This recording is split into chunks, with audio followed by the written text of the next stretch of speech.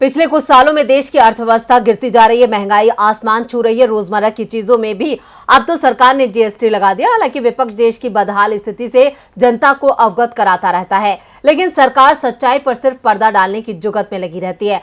विपक्ष और सरकार की इस लड़ाई के बीच अब राहुल गांधी ने एक और ट्वीट कर सरकार पर डेटा डिलीट करने का आरोप लगाया है। क्या कहना है कांग्रेस सांसद का, देखते हैं इस रिपोर्ट में। कोरोना काल के दौरान न जाने कितनों ने देश की लचर स्वास्थ्य व्यवस्था के चलते अपनों को खो दिया, लेकिन कहीं कोई डेटा उपलब्ध नहीं है और ना ही सरकार ये मानना चाहती है कि ऑक्सीजन की कमी के चलते किसी की जान गई, जबकि देश के अलग अलग हिस्सों से न जाने कितनी दिल दहला देने वाली तस्वीरें आई थी। इतना ही नहीं, आंदोलन के दौरान भी कितने ही किसानों की जान चली गई थी। विपक्ष ने जिनके मुआवजे की मांग की थी, लेकिन सरकार ये सच मानने को तैयार ही नहीं है और ना कहीं कोई डेटा है जो सरकार को सच्चाई दिखा सके, क्योंकि सारा डेटा गायब ही कर दिया गया है। ये सभी आरोप लगाए हैं कांग्रेस सांसद राहुल गांधी ने, जो लंबे समय से इन सभी मुद्दों पर सरकार को घेर रहे हैं। हालांकि उनकी सुनवाई नहीं हो रही है, क्योंकि सरकार तो सब चंगासी का राग अलाप रही है। ऐसे में अब राहुल गांधी ने ट्वीट कर दोबारा सरकार की आंखें खोलने की कोशिश की है।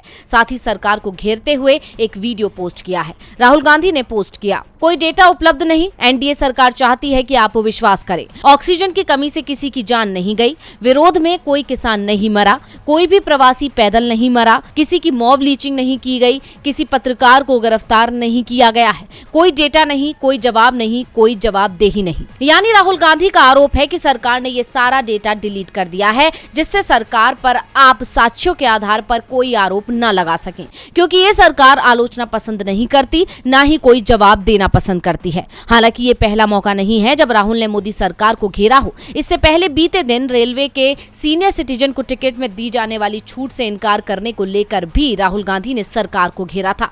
अब राहुल गांधी तो लगातार जनता की आवाज उठा रहे हैं, लेकिन सरकार कब सुनेगी, ये बड़ा सवाल है।